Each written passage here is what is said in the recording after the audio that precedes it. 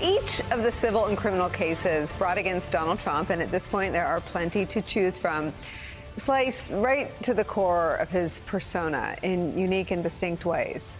Contempt for the rule of law, a disregard for our very democracy, even an embrace of political violence. But the trial that started today in Manhattan, that $250 million civil fraud lawsuit brought by New York Attorney General Letitia James against Donald Trump, Trump's company, and his two adult sons, is fundamentally different from those. It cuts deep into Trump's most base instincts, his compulsive need to exaggerate the size of all things, his willfully and knowingly penchant for lying over and over again, his defrauding his customers and the public. Well, at least that's according to Attorney General Tish James. Today, both sides delivered opening statements. The Attorney General's team sought to convince the judge in this case that Trump should be barred from doing business in the state of New York. According to our NBC News colleagues inside the courtroom, a lawyer inside James' office, Kevin Wallace, suggested that while it may be one thing to exaggerate the size of stuff for Forbes magazine or on TV in front of viewers, quote, you cannot do it while conducting business in the state of New York. Here's the Attorney General's message on that this morning. My message is simple. No matter how powerful you are, no matter how much money you think you may have, no one is above the law. And it is my responsibility and my duty and my job to enforce it. The law is both powerful and fragile. And today in court, we will prove our case. I thank you all for being here. And again, justice will prevail.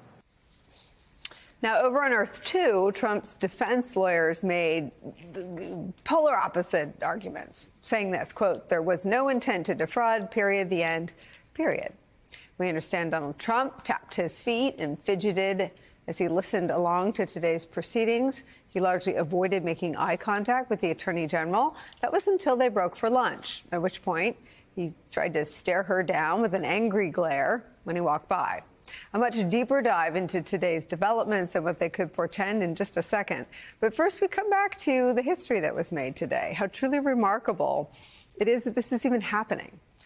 Donald Trump, seen here scowling forward in the courtroom, is a former president of the United States, and perhaps even more troubling, he is right now today the frontrunner for the nomination of the Republican Party for the 2024 presidential. Today, that guy was face to face with a judge and with attorneys seeking to hold him accountable. It is the first government trial he has faced this year, but it most likely won't be the last. This is just the beginning. The beginning is where we start the hour with some of our most favorite reporters and friends. Here with me at the table, Pulitzer Prize-winning New York Times investigations reporter Russ Buettner. He's been on this beat and knows more about it than just about anybody. Also joining us, former U.S. Senator Claire McCaskill is here, and former top official with the Justice Department, MSNBC legal analyst, our friend Andrew Weissmann is back.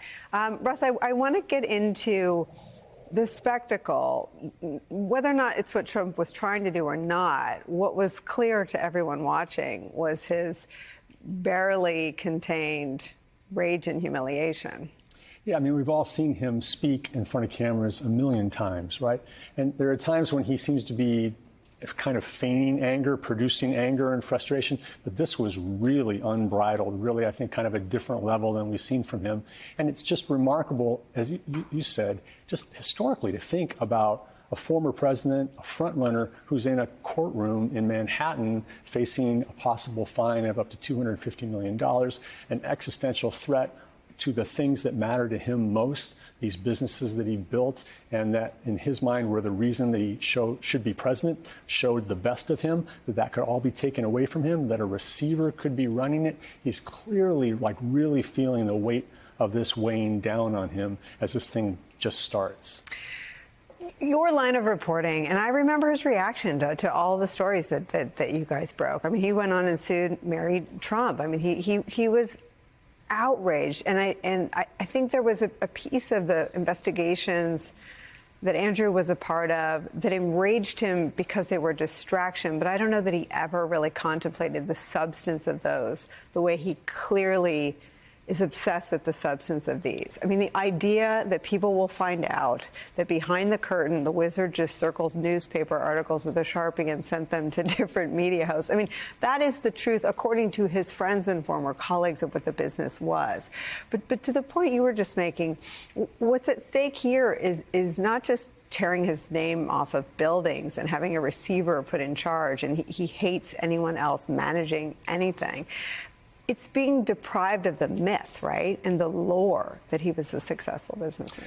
Yeah, that's an interesting way to put that. That's the conclusion we came to when we worked on the first article about the money he inherited from his father, which we tallied at around about $500 million in today's money, is that was his real product, was this myth that there was this little knockaround guy from Queens who got, as he put it, a small $1 million loan from his father, and then built this massive thing. It was totally untrue on both sides of that. And opposite, right? I mean, he got a lot more than he ended up with because he was such a bad businessman. Right. Well, that's an amazing part of it, right, is that his father's wealth is underwriting his failures early in his career. And then after his big collapse in 1990 is really kind of carrying him over the bridge. And he, at that point in time, starts all these kind of mechanisms to try to claw his father's money away from him.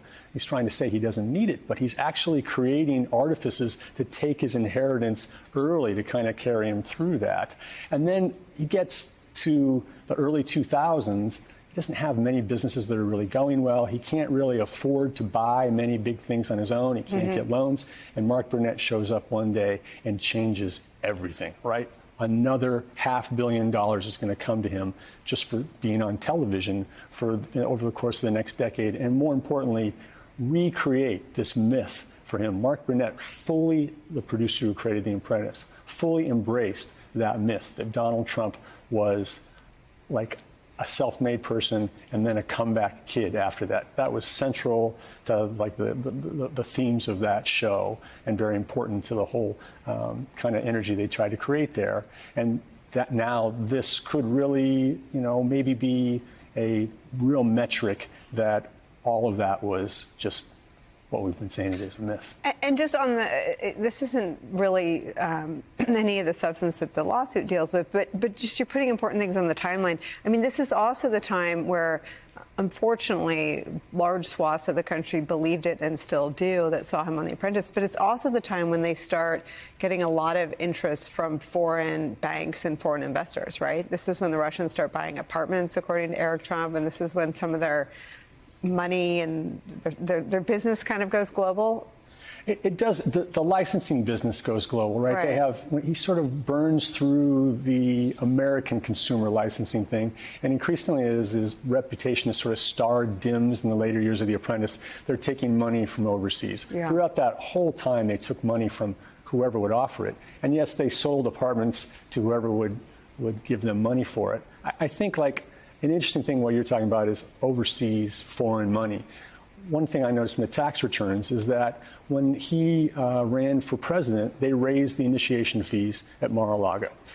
He was previously collecting about $700,000 a year in new initiation fees. They raised them. As soon as he was president, there was a huge increase in the amount of money that came in, up to the point it was like $6 million some years.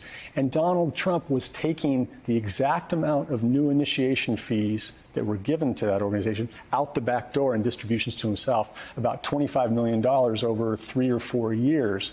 Like, you don't need to bribe them. You can just buy an initiation. You just buy a membership in Mar-a-Lago, and you've got a line to him. Andrew Weissmann, I want your thoughts on everything that went on today, including this sulky, angry, brooding Donald Trump that we saw. But I also want your analysis about why he was there. Sure. Well, sort of big picture, I sort of had two thoughts. One is just relating it to sort of my prior life when I prosecuted lots of what's called, white collar crime, fraudsters, whether it was Enron or Volkswagen executives or large bank executives. The scheme that we're seeing here, where there's an illusion that is presented to the public, but what is going on behind the scenes is quite a different story. That's as old as time. It is unusual because we're seeing it with respect to someone who was the leader of the free world. But this is the same story as what happened at Volkswagen. It's the same, which was Dieselgate. It's the same story as Enron. You see it in the sports world when people take steroids and they project as if they're a winner when in fact it's through enhancement drugs. So that is really the pitch here that is being presented by the Attorney General's office. It's what was found by the judge with respect to the first count. What we're really seeing now is the trial of the next 6 counts and a damages trial. Why Trump is there, I assume it's because he really wants to get his story out. And I think he also realized that if he wasn't called by the defense, that Tish James is going to call him. Remember, this is the case where he initially took the Fifth, and then because it's a civil case, he decided to testify, because if you take the Fifth in a civil case, it's basically you're done because there's an adverse inference. So I think he kind of has no choice. But I think it's going to be an extremely difficult time for him on the stand if he chooses to testify. One, because the judge has already made findings against him. It's going to be very hard to get him to change his mind. And there's good reason for that. We've talked about just one example, which is the Trump Tower apartment. But it's such a great example because it's so concrete. You know how big your home is, and it's not 30,000 square feet, it's 10,000 square feet. And, it's hard to say anything other than he lied about it. In fact, his defense counsel in court did not have an argument for why that wasn't an intentional misstatement on his part. So I think he doesn't really have a lot of choice if he wants to prevail here than to testify.